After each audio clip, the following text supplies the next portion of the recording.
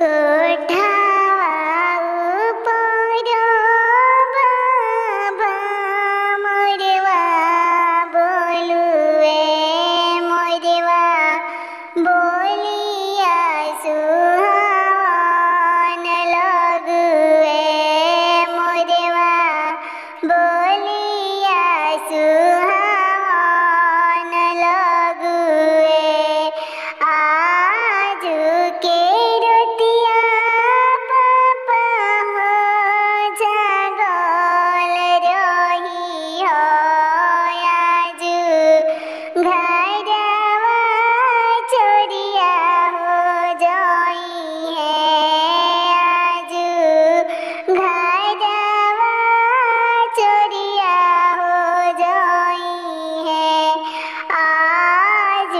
के रतिया भैया हो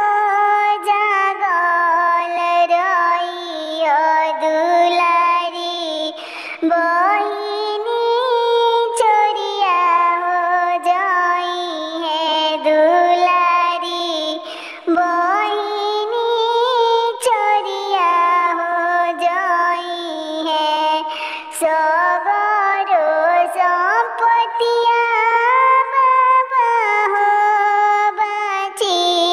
जाई है दुलारी बेटी चोरिया